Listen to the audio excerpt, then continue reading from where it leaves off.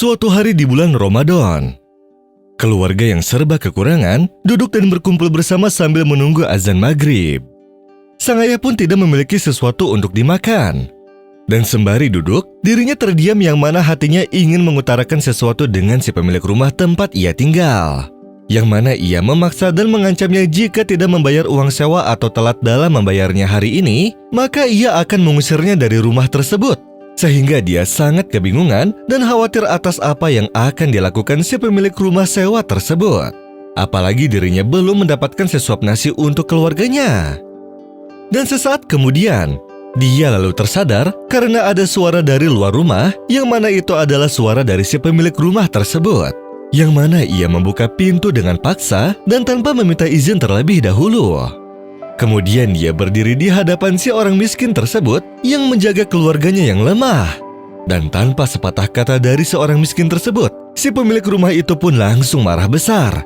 Dirinya menghina dan mengejek si orang miskin tersebut, serta menganiaya si orang miskin itu dengan cara menendang dirinya.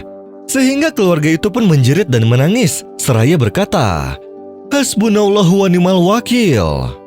واتقوا يوما ترجعون فيه إلى الله ثم توفى كل نفس ما كسبت وهم لا يظلمون.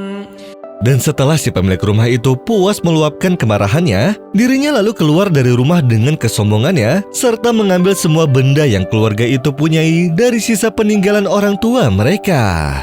Si pemilik rumah meninggalkan keluarga orang miskin tersebut seperti bangkai binatang. Dan ketika suara azan berkumandang, si orang miskin itu pun berkata, "Allahu Akbar."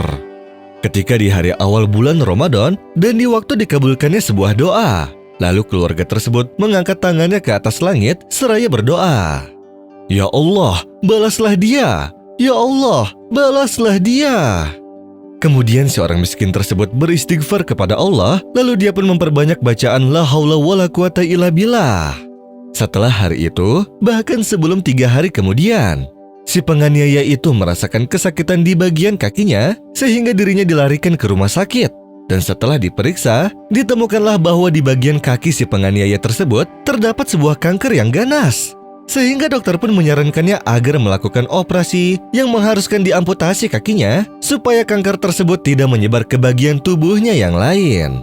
Dan setelah 10 hari kemudian, dirinya pun keluar dari rumah sakit dengan 1 kaki dan tidak bisa berjalan dengan kakinya seperti dahulu kala. Dan bagian kaki yang dipotong tersebut adalah kaki yang ia gunakan ketika menginjak dan menendang orang yang miskin tersebut.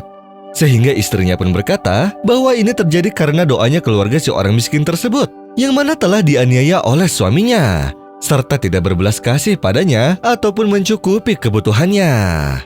Lalu sang istri juga mengingatkannya dengan hadis Rasulullah SAW yang bersabda, "Takutlah engkau terhadap doa orang yang teraniaya, karena di dalam doanya tidak ada penghalang di antara dia dan Allah." Lalu sang istri menasihatinya agar pergi menemui seorang miskin tersebut dan meminta maaf kepadanya serta meminta ridhonya atas perbuatan yang telah suaminya lakukan, baik itu menendang atau menghina keluarganya yang sederhana itu dan tidak mempunyai apa-apa. ولا تستوي الحسنة ولا السيئة ادفع بالتي هي أحسن فإذا الذي بينك وبينه